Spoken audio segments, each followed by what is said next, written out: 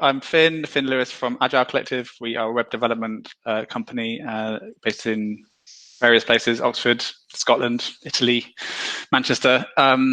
We have been working with the LocalGov Drupal project and will since the discovery phase, beginning of last year, and then the alpha phase. And we are delighted to have been chosen to be the supplier for the beta phase, which we had a kickoff for yesterday.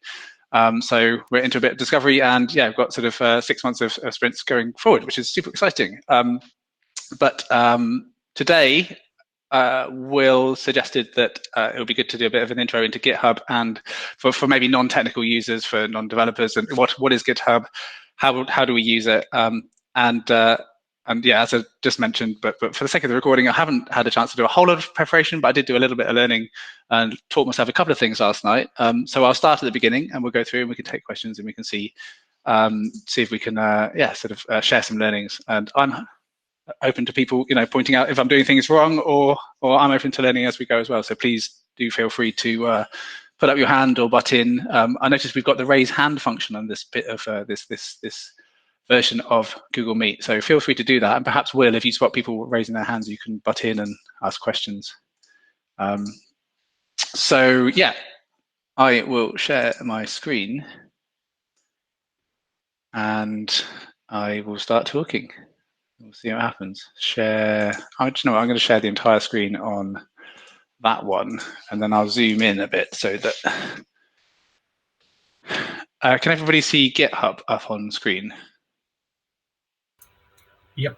Or at least one person. That's all right. Okay, so I mean, yeah.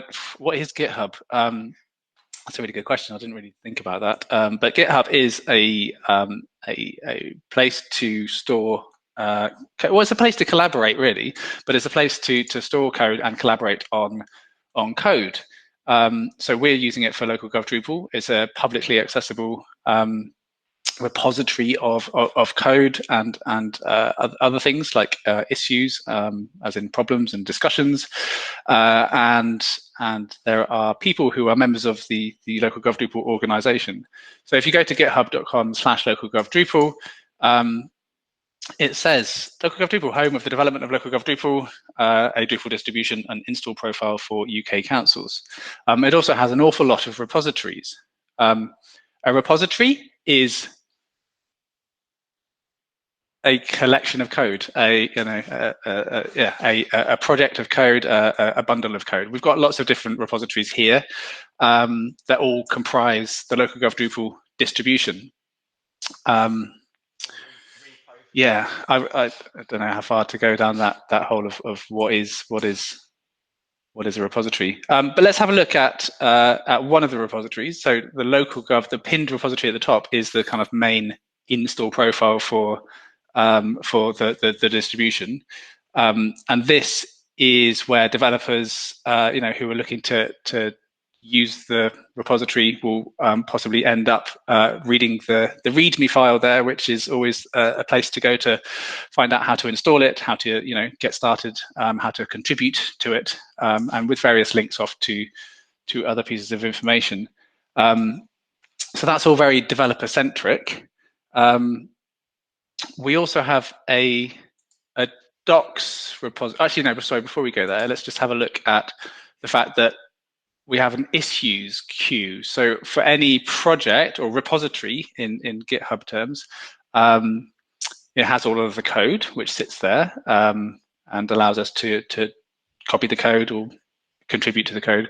But we also have issues, which are tickets, issues, problems, and we use those to discuss particular aspects of the code, whether we're going to do some changes or whether there's problems with the code, and comments on that. We'll come to that in a little bit more detail in a bit.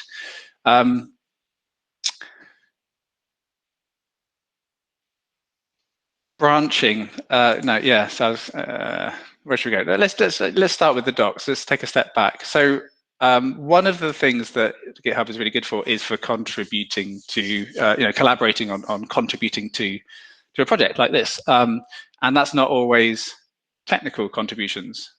So we have the localgovdrupal.org docs site, which hopefully most of you have seen, and red. This has a nice little homepage, but then if you start getting into the specifics, there's various documentation for how the site's run, how the theme works, how you might contribute to the project, etc. Now, this is all, the content of all of this is stored on GitHub in the repository, the docs repository, which, if I just flip back, is one of these repositories here. So this is the docs repository. One of the nice things about the way that this localgovdrupal.org works is that if anybody wants to improve the page, we encourage them to do so. So one of the ways that you can do so is by clicking, if you've read a bit of the page and you think actually that needs something to be changed there, you can click at the bottom of the page. It says, help us improve this page. If you click on that, it takes us back to GitHub, and it takes us to the actual file that page is generated from. And the idea is that anybody can contribute changes to this and then can flag up that they've made some changes, and this can be pulled back into the main docs. So this introduces the idea of forking a repository. Now, I've set up an account here which I don't have access to the main LocalGov Drupal repository to manage the code and push and pull code as an example, because most people coming to the project for the first time, or perhaps not non-developers, will probably not have commit access to the main, to write access to the main GitHub organization. So it comes up with this message: you need to fork the repository to propose changes. So I suppose actually, a step back even is that I've created an account on GitHub. So for anyone who doesn't have an account on GitHub, that would be a starting point. And I'm not quite sure what it tells you here if you don't have an account. I could test it. It asks you to sign in, right? So you sign in or create an account, and then it asks you to fork the repository. Now, in GitHub terms, this means you're basically copying the whole repository over to your own account so that you can make changes there, and then you can request those changes get pulled back into the main repository on LocalGov Drupal. So I'm going to go ahead and click fork this repository. It's now created a copy of LocalGov Drupal docs into my FinER Lewis account, and it's giving me this file, which is the file that we were looking at on the docs page, the accessibility page. Things to note here. Essentially, this is an editor. I can click in here and start writing stuff. It's kind of like a text editor. It's not what you see is what you get text editor. It's a markdown editor. Markdown is basically very basic text, which has things like hashes to indicate heading levels, and hyphens will get converted into bullet points. So it's like a plain text editor, but you can click on the preview changes to see what the changes would look like how that looks. So you can see it has actual headings, and it creates links, and it creates bullet points. So let me think of something to write here that's actually not that. Actually, I suppose it doesn't. Quality assurance. Accessibility is the responsibility of all contributors. All development should be carried out with accessibility in mind, and accessibility review should be carried out. If you need help, please raise an issue on GitHub in the relevant issue queue. Maybe I'm just going to put, contact. Let's get in touch. If contact us for help. And I think the Twitter is probably the main source of contact. Unless, is there an email address associated yet with LocalGov Drupal? Well, there's going to be, but there isn't one yet. If you're speaking, I can't hear you.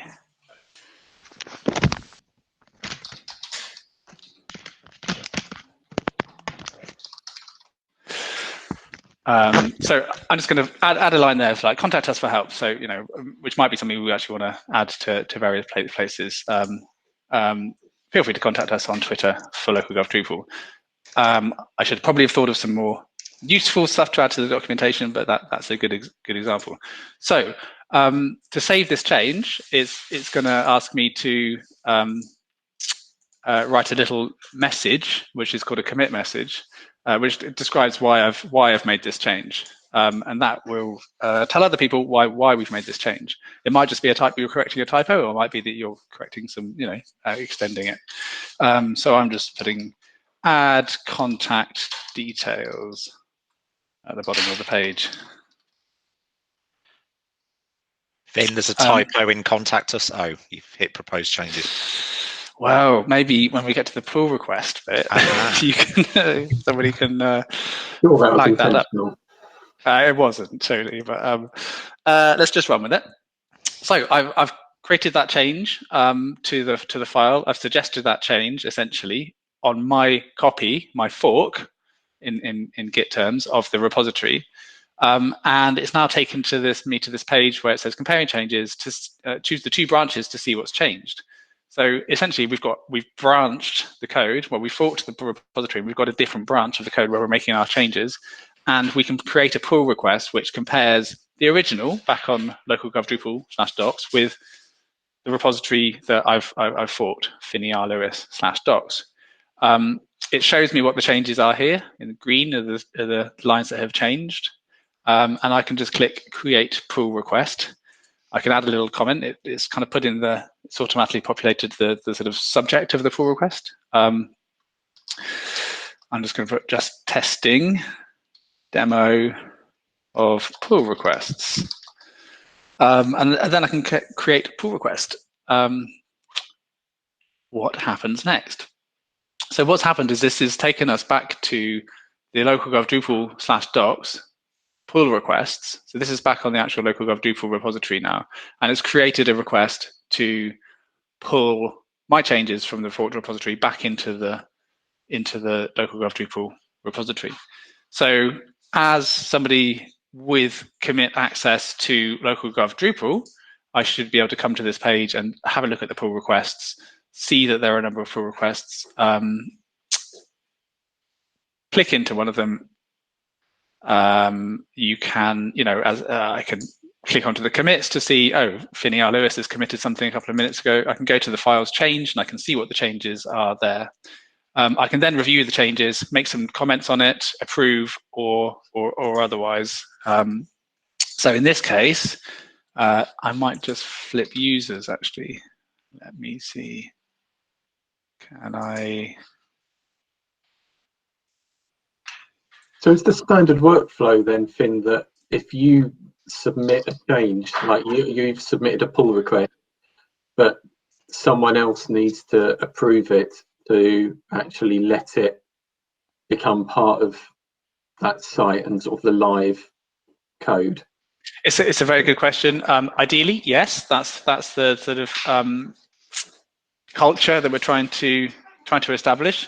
So if I click, just briefly, if I refer people to the contribution guidelines in the main repository, so it's called contributing.md. This is where we're defining kind of our culture of contributions and committers, and sort of how we're working together. Somewhere it talks about pull requests, does it? So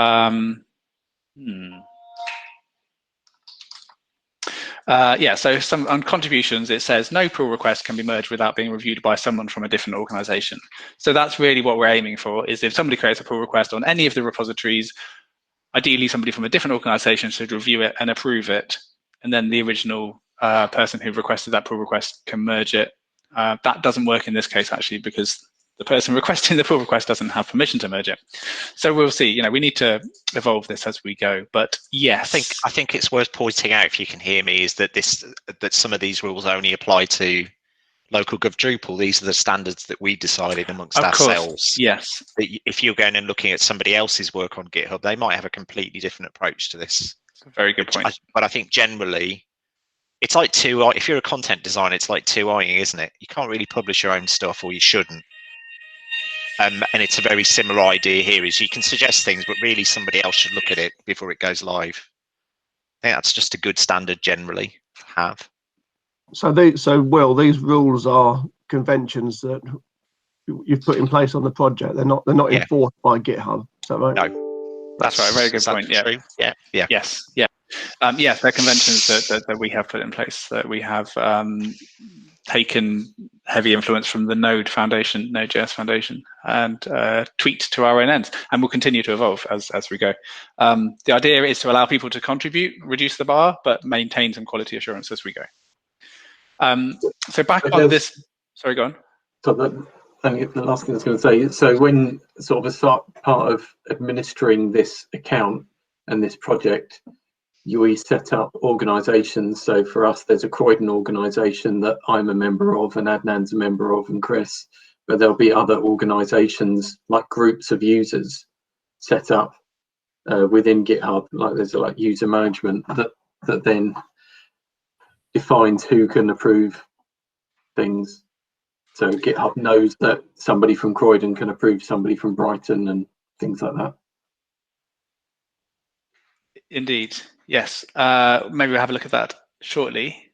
Just to confirm, to run over that and confirm the kind of like the members of the LocalGov Drupal organisation, and therefore committers essentially at the moment, which is mainly technical group people. But at the moment, just to recap, I've gone in as somebody who isn't a member of that organisation, doesn't have permission to commit, and I've forked the repository, made some changes, submitted a pull request back to the LocalGov Drupal docs repository. Sorry. So I'm now logged in as Finn Lewis, who is a member of the organisation. I'm having a look at this, and as somebody pointed out, I think this is a typo. I can basically click on the actual line and do a plus and make a comment directly on that that line. I can click start a review, and so that okay, so you can do multiple comments. Is there an email address, for example? So there may be multiple comments, and then I can finish my review, and you can either set it to be comment, approve, or request changes. So I guess I'll do the request changes, because that's kind of what we're doing here, asking for that to be fixed. And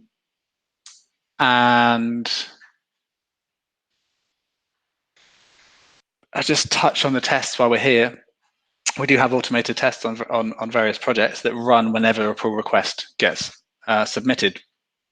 On the docs, it's less of an issue, but it does have some tests, and in this case, they've all passed, which is great. So if we did do anything that failed the tests, that would be cause for concern, and we wouldn't want to merge it. But for the moment, the changes have been requested. So if I flip back to my other user, I don't know what I see actually. Maybe I've got an email somewhere or something. Let me just have a quick look.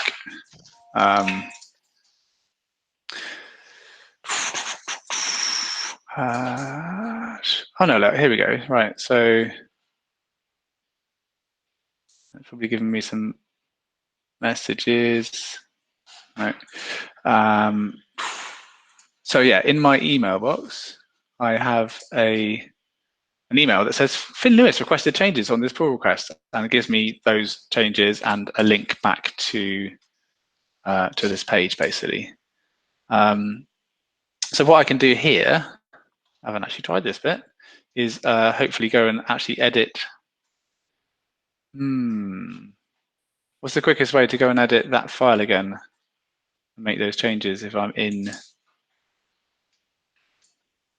here? Anybody got any tips? Oh, here we go, edit file. So in the top right-hand corner of that screen where you see the changes, it's even giving me tips as I go. There's 3 dots, and you can click edit file. So I think I can then go in and correct that spelling mistake, typo, and fix typo. One word on just commit messages. There's the kind of convention where this should be in the imperative. So rather than fixing or changes to do whatever, it's like fix or change or add something.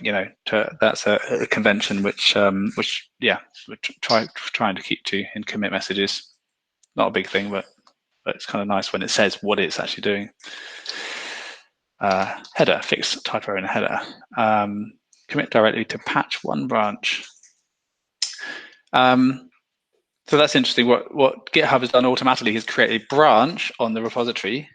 A branch is a sort of another fork of the code to make some changes, and it's called it patch 1 automatically. That's something that doesn't really matter in this case what it's called, because the pull request is going back to the original repo. Right. So I don't know what happens next. Yeah. Stepping back, so the doc site, we have that link so that anyone can suggest changes. Mm-hmm. So the way, because we've set this up as a completely open source project, we're allowing anyone to look at the code and make comments on it and take a fork and play about with it. But where we have the control as the LocalGov Drupal collective is actually whether we want to actually take those changes. So anyone can make a fork and a change and add some comments and say, oh, I think you should do it like this, or your documentation should include that. That's open to anyone with a GitHub account, which is like anyone on the internet. But but it's where the control comes in is only the LocalGov Drupal people can actually say, yes, I approve of that change, or I will let that code become part of the official distribution, sort of the official master code base. Is that right? Sorry. Yes, basically, yes. Yeah, anyone can fork it. Anyone can create pull requests because it is in the public domain. It is an open source project, but only people with, commit access, contributor access to the LocalGov Drupal organization can actually accept those changes. So people could suggest silly changes, and we would probably not accept them. Does that answer your question, Tom? Yeah. No, yeah. Perfect. Just checking that. Yeah, I'm sort of following and understanding. Is the case. And I think it's worth just sort of outlining what our expectations might be. So this is still, even though all this is public, LocalGov Drupal isn't. It's still quite private, a sort of private club with the councils in it. But I think as we grow, and certainly during the beta, I think we'll get more people coming to look at this and saying, have you, in the doc site, have you covered this? Or here's my suggestion for this particular thing, having used it. Or there'll be another Drupal council saying, well, we do this. How about these changes? And submit them. And on the Gov UK repos on GitHub, they get a lot of that from all over the world. So, we won't get as many contributions as them, but I think we'll get more, from outside organisations and individuals. I'm quite looking forward to that. Absolutely, that is a hope, and that already has happened. So sort of obviously developers who are helping with suggesting changes. A number of them have forked repositories and made changes and then issued pull requests back. And so that's it's a really, that's part of the beauty of open source, that you don't really know who it's going to help and how they're going to help the project as we go forward. So I have I just saw a comment from Rich Clark there. Thanks, Rich. That I think you should make the Twitter profile a hyperlink to there. So back in the edit, I've just reminded myself how to make a hyperlink in Markdown. There's a handy example just up here, which is you put square brackets around the words, and you put directly followed by round brackets around the actual URL. You can click on preview changes to see whether that's working. That looks like it works. So yeah, happy with that change. Add link, hyperlink.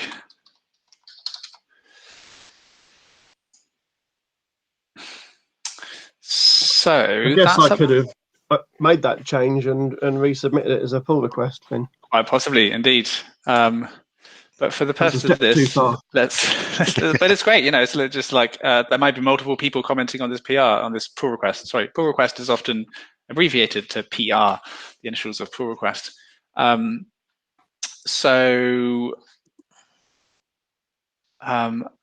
one thing I'm not sure now is whether, so because I've updated the original branch on my fork of the repository, the pull request has updated basically because it compares the two branches as they are, and you can see now contact is correct on the files changed tab. You can see contact is spelled correctly, and we've got the hyperlink in there as well.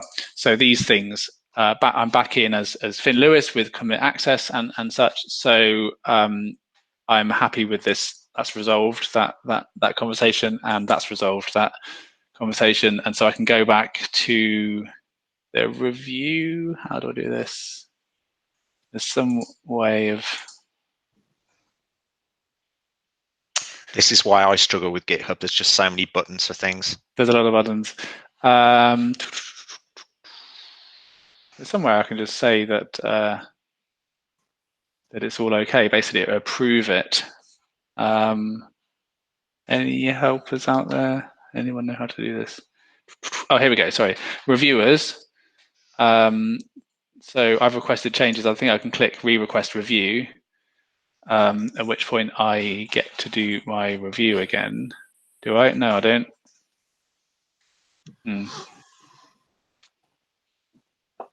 I think under at the bottom under changes requested, there's an accordion where it says one change requested. Oh yeah. And then hidden in the See review. Show resolved.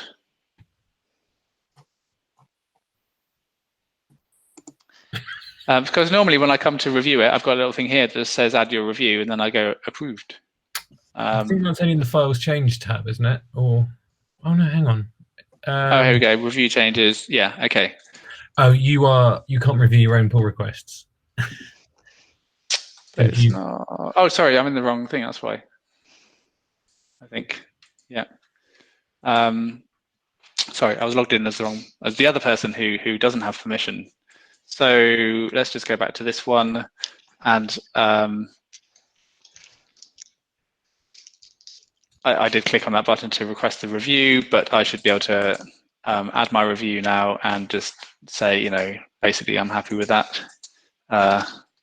Looks good to me, and looks good to me.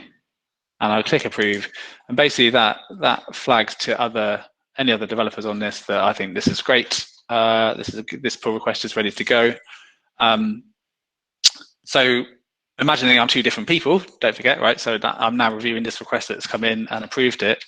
In this case, I would just merge the pull request because I'm happy, that I'm as a developer within the LocalGov Drupal organization, I'm reviewing somebody's code that has come from outside of it. I still typed that wrong. Looks good to me. It's only a comment, so that's fine. It is only a comment. So that has merged that change back into the LocalGov Drupal docs. So the main branch, which is essentially the live code. Now, in this case, the docs repository automatically builds itself every time something gets merged into the live code. So if we go back to the actual docs site now and go to the accessibility tab, was it on that one? Was it on the testing one? Then after a short while, we should see that change appear here. Unless, yeah, there it is. So yeah, that change. The idea is that we can all collaborate on the docs, and other people can help collaborate on the docs. And once we have reviewed and approved that merge request, the docs site gets updated automatically, and we see that change. So that's kind of a combination of how GitHub works in terms of forking a repository, making some suggestions, and also how our docs repository should be fairly easy for anyone to contribute to try and make the localgovdrupal.org site ever better and more accurate. Is this a good time to take some questions? Do a quick round to see if anyone's got anything. Yeah, well, there's a little bit in the chat. So Tom, LBC Webmaster, said, I'm interested in a typical workflow of identifying an issue, making a change fix, getting that approved and publishing it to live, which I think you've just done. Do you think that's covered it, Tom? Is he gone? Okay, well, maybe it has. I think it has. And then Rich says, could you comment on how pull requests relate to issues? Finn? Yeah, okay. So why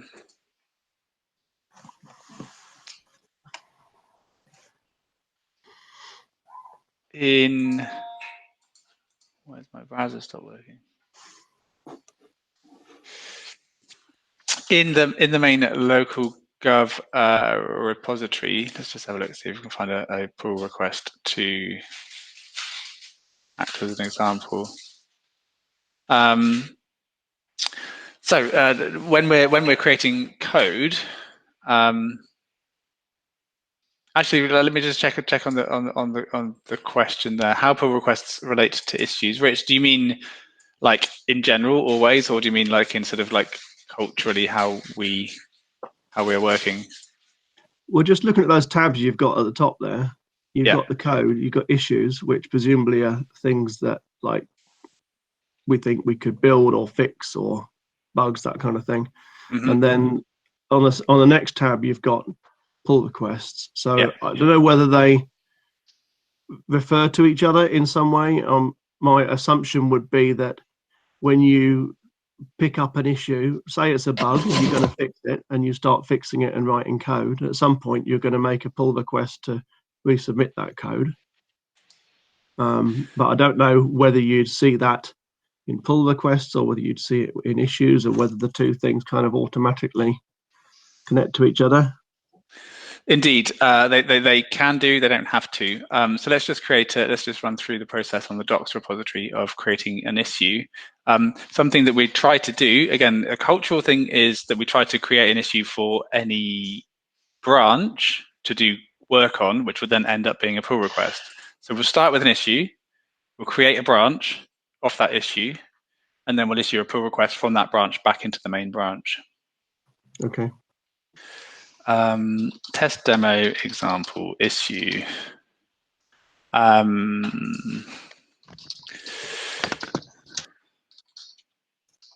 So there may be a particular problem with the docs that we want to add some, it'd be really good to add an email address or something.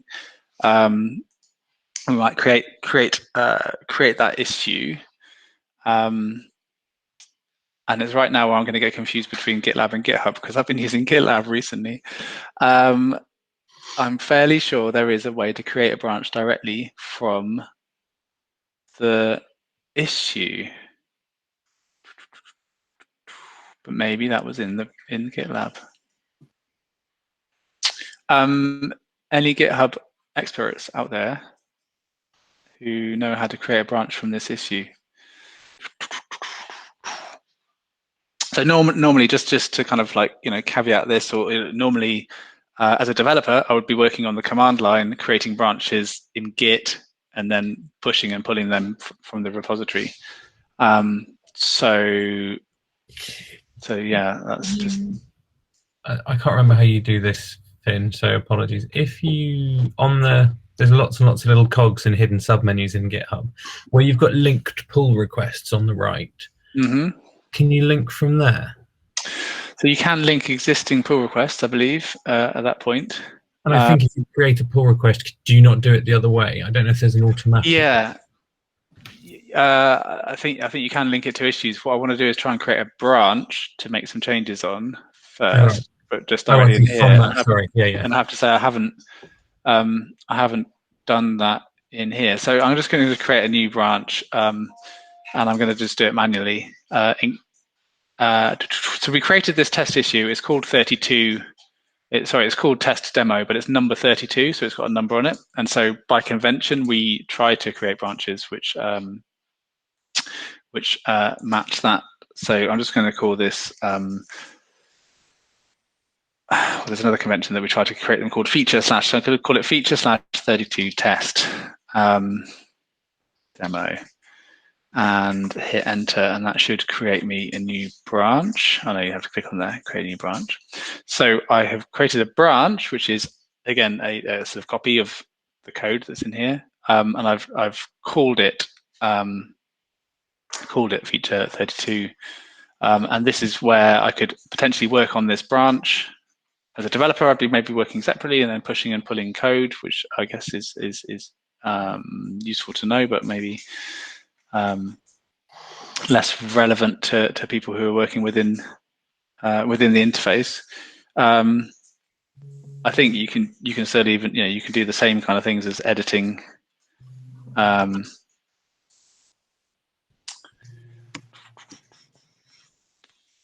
Editing the content in here. I'm trying to think of something to write. Test.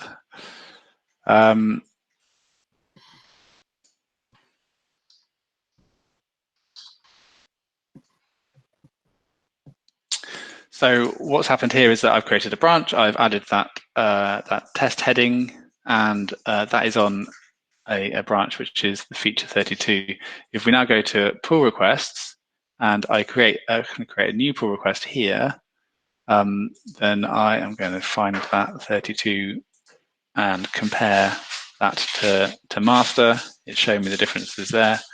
I create that pull request, and currently there are no linking issues, but you're right, that's where I think we can link the issues to the pull request. This is all a bit unsatisfactory, to be honest. So now when we go into the issue, we can link this issue to that pull request. And that tells GitHub that if we're looking at that pull request, then we can see there is a linked issue, the test demo example, and that will take us back there. The other thing to note is that because we've labelled the branch feature 33, it's very quick for developers to know what issue that is related to, so they'd come straight back here, and 32. And they'd be able to find the same issue, which would explain a lot of the work on that code, that branch. So in answer to the question, you can link them. It doesn't seem to do it automatically, linking them. But the other thing that this will do is, I think if we then merge this pull request, I believe it will close that issue, thus kind of tidying up as we go. Okay. Is the pull request the thing you do when you've made all the code changes and you're ready to submit them back in? Yes. So if we go back to the main LocalGov Drupal and we have a look at some recently closed pull requests, we can have a look at this one, which was a couple of nights ago when we were releasing the changes to the field renaming, and it's probably a bad example, but it does a bunch of other changes to the tests, as well as updating doing a fresh release. In fact, it is a very bad example. Let me go and have a look somewhere else, to the LocalGov core maybe.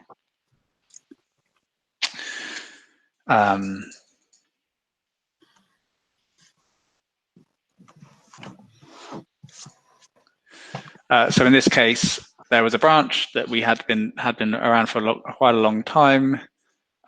We then merged the branch into the release branch to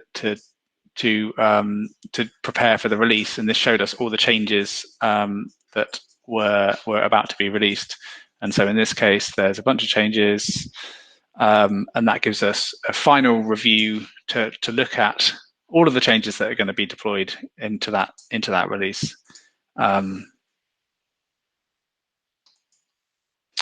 And yeah, 10 files changed.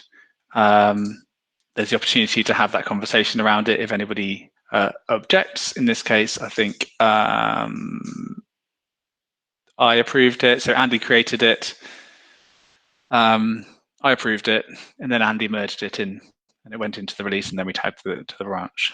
So yeah, that's the purpose of pull requests, is to have that peer review, another set of eyeballs on it before it gets released.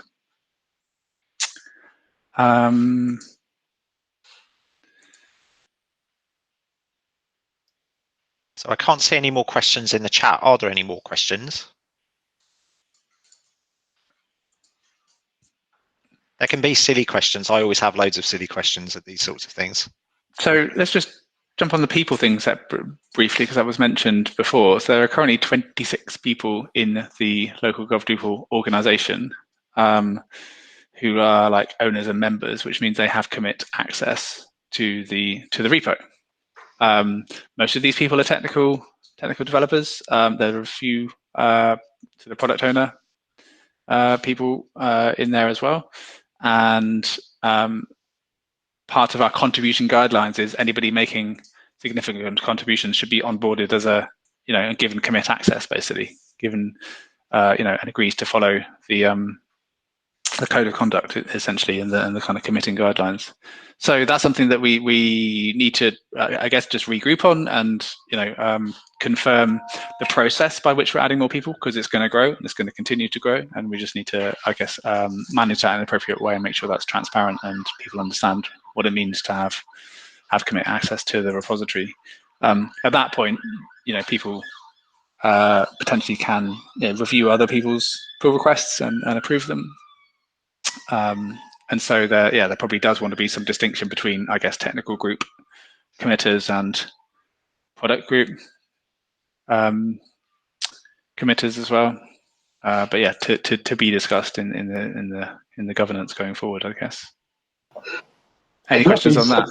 Can that be separate for each distribution? Because you've got LocalGov News and Doc. So can you have one set of permissions and levels for the docs where there's low risk of people committing and approving things, but if you're actually changing core code in how the news module works, then we'd want to have different people that can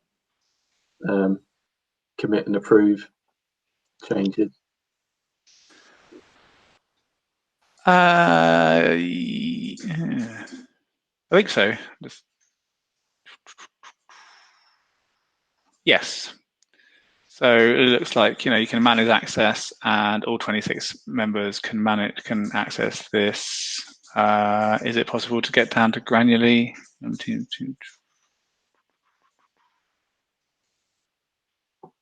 Are there roles or?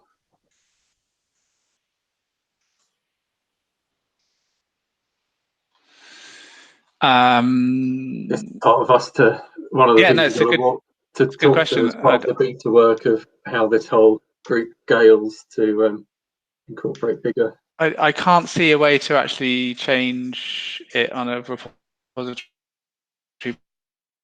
by repository basis. Actually, I don't know if anybody else out there has base role. Do you knowledge. change the base role to be something different, and then that enables more? And under manage access, it says base role is right, and then it says only owners can contribute to this deposit.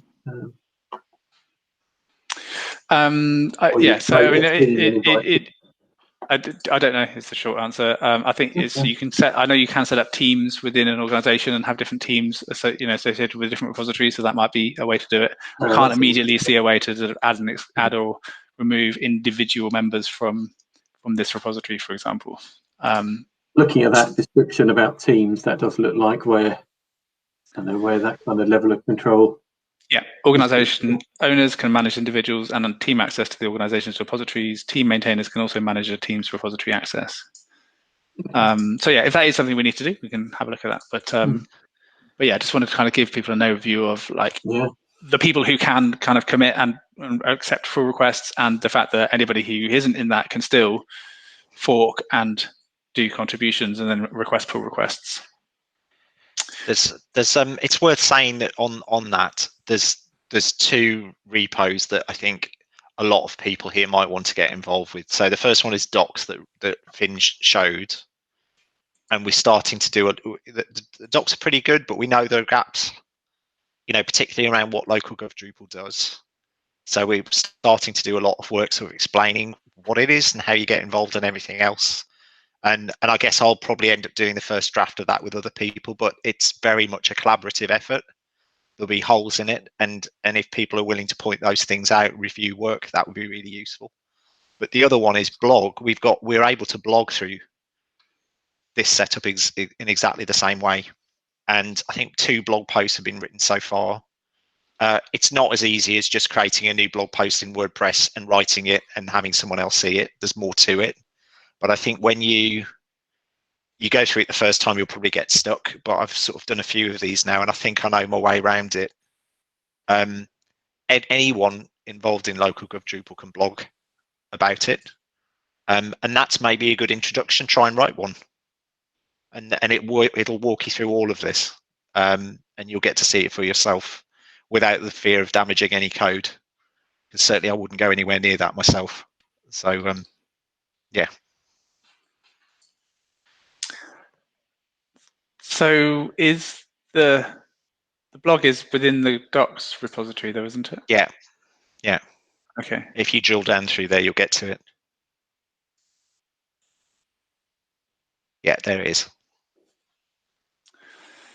And forgive my ignorance, is it just a question of creating a new markdown document and putting exactly. it in here? So fork it in the same way, write it, and then submit it for review in exactly the same way that as you showed earlier. I thought there was more than that actually, but I think that might be the only one that made it.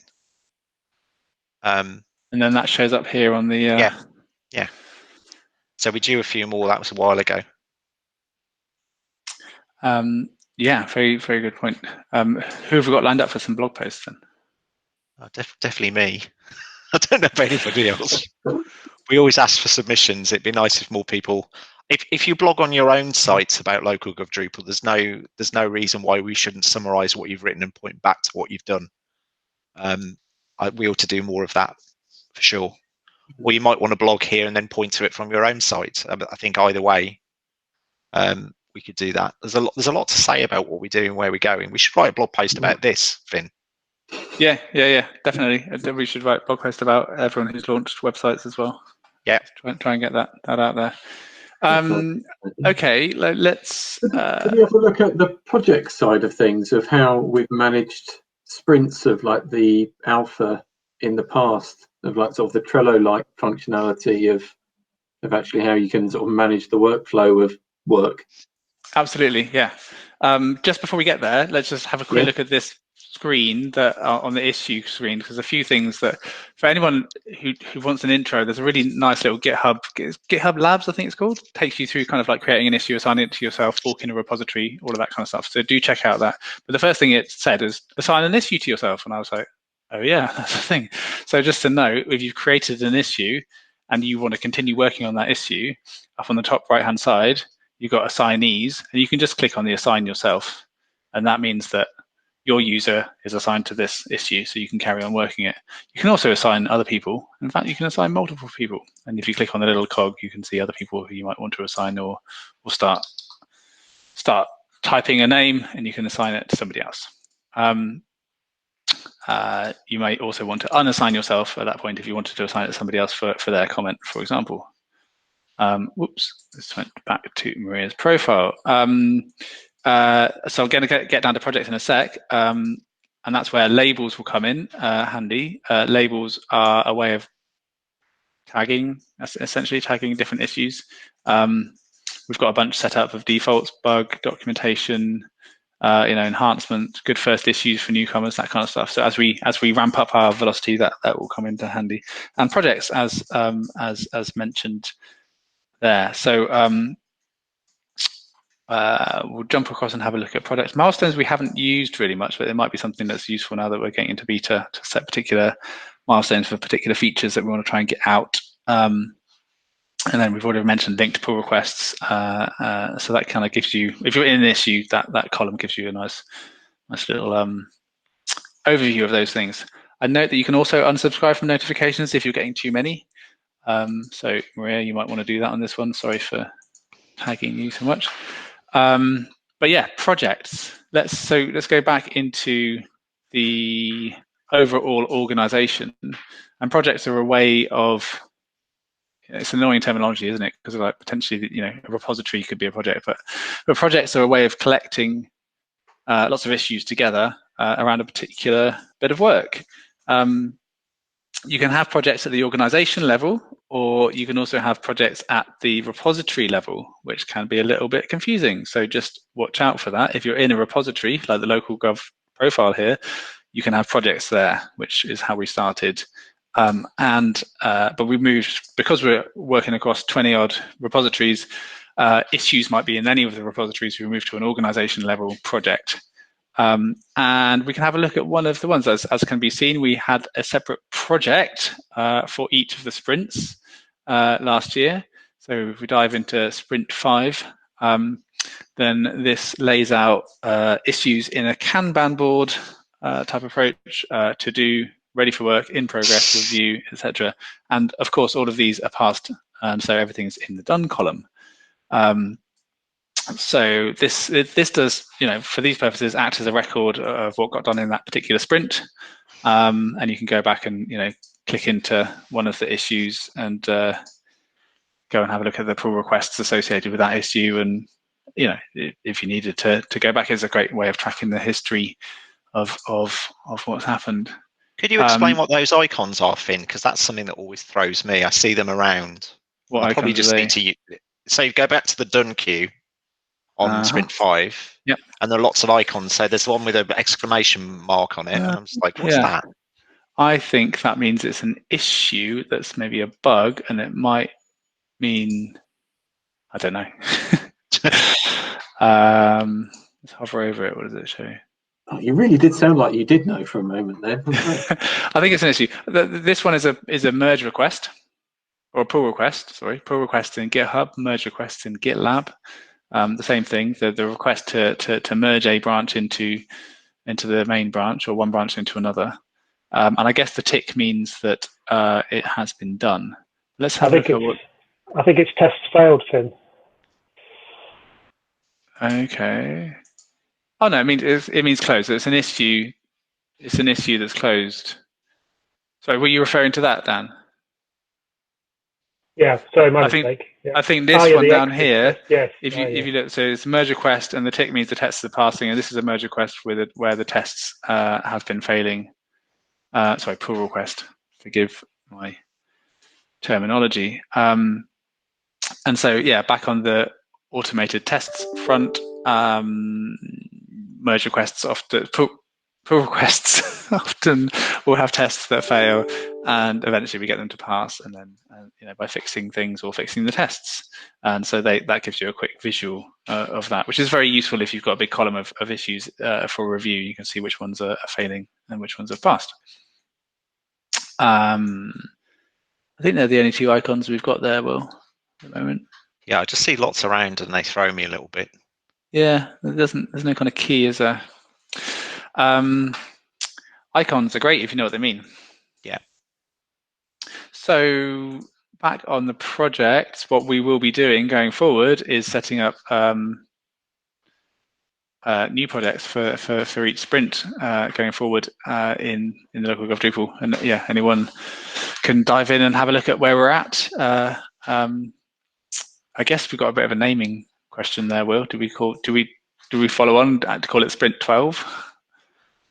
I think sprint 11, it will be the first sprint of the beta. We do sprint 11, 12, 13, etc. Do it like that. And I think so. Okay. It's worth looking just at, if you could just click on the beta backlog for a minute, because this is good stuff for product managers. Yeah.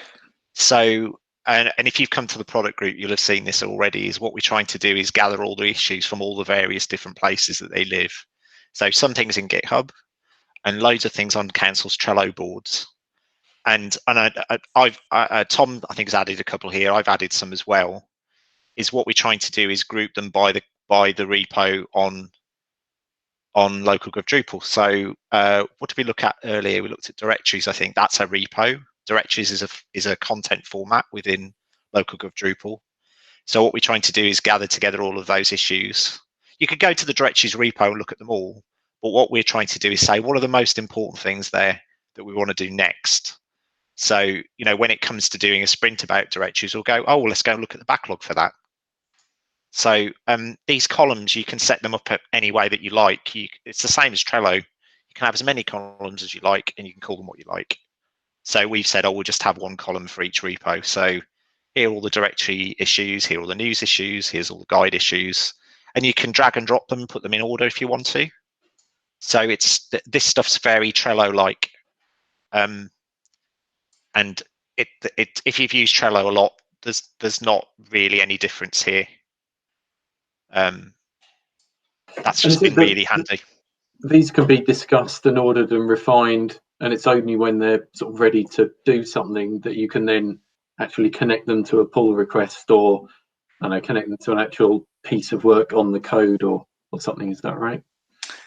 Yeah. So stuff, it starts off as an issue, and as we note, this issue is issue 21 within the LocalGov Directories project.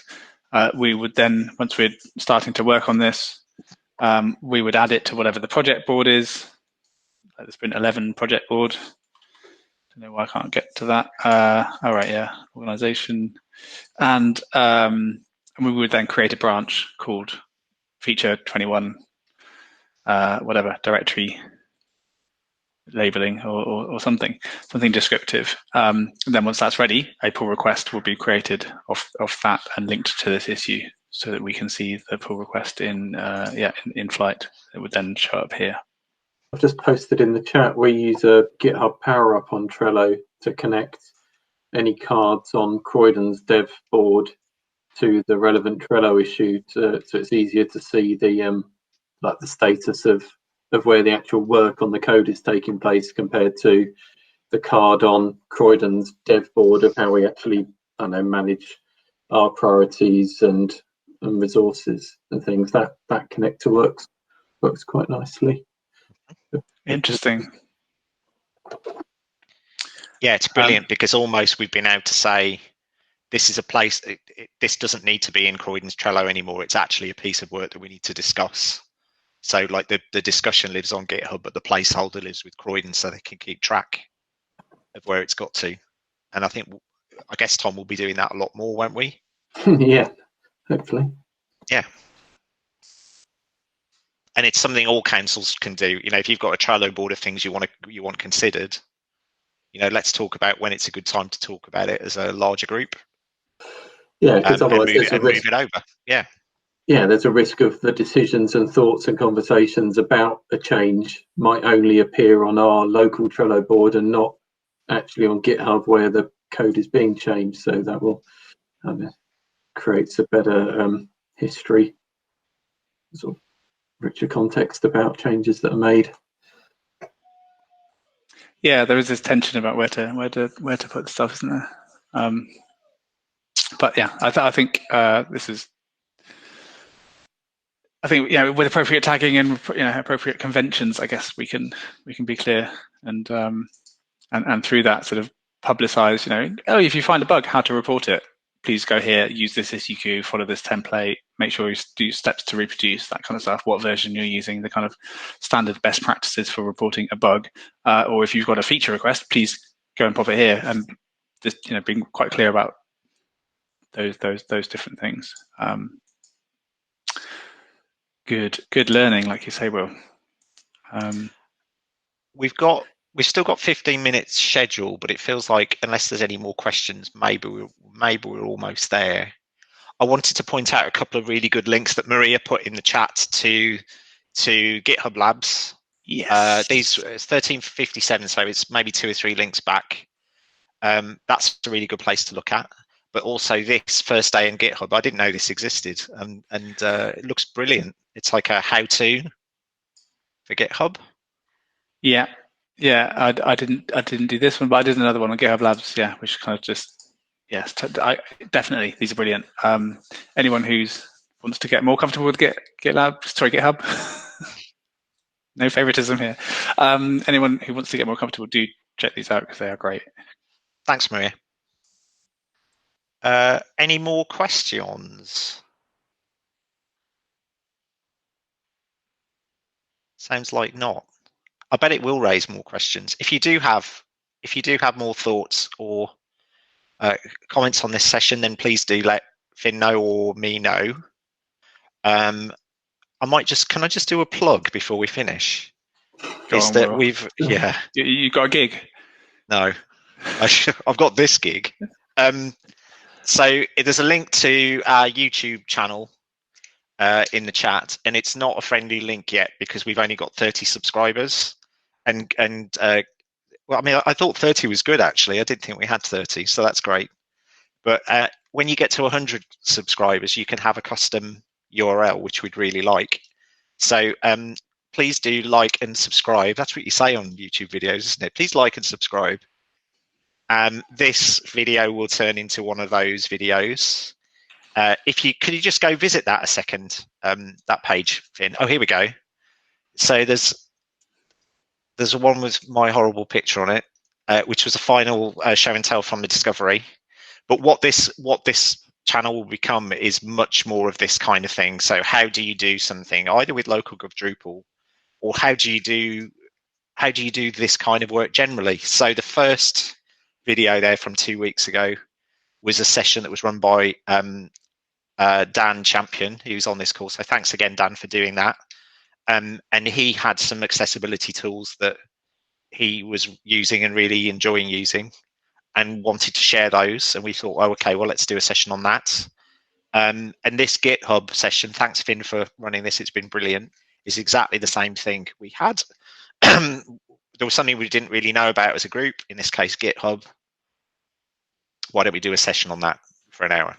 So we're going to have many, many more of these. So if there's a session that you would like to see, if there's something that you want to talk about, something you want to get off your chest, then please do let us know, and we'll maybe run a session on it in the future. Anything you would like to add, Finn?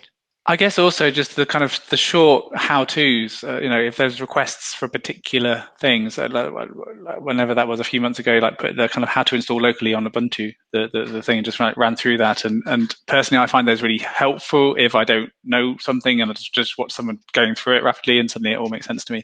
So if there's other kind of things around that, maybe from a content designer perspective of like just how to create certain bits of content, that's kind of an ideas that we had, or other stuff more technically, or other stuff more just generally, like how to write better, whatever. What kind of how-tos might be good for all of the councils to be able to share and access here. So if there are ideas or requests, let's put those up as well.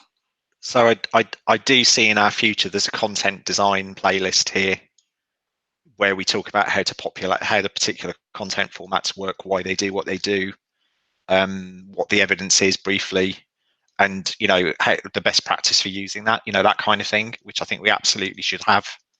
So there it is. So please do like and subscribe, and if we get to 100, we'll be able to give you a more friendly URL in the future. There was one while we were talking. There was one. There were the two links in the chat. Dan says the GitHub desktop application is worth a look, and there's a link to that. So a lot of these features, but on a piece of software you can install on your computer. And Tom says, if you want to have an experiment, make a free GitHub account and try making your own single-page website, which sounds like fun. So there's a link there. Please do have a look at that. No more questions? No more questions. I think, thank you all for coming. Thanks, Finn, so much for walking us through this with not a lot of notice and no real guidance to what we should be covering. It's been interesting, yeah. I've learned a couple of things myself, so that's great. So, thanks for coming, and we'll see you all again soon.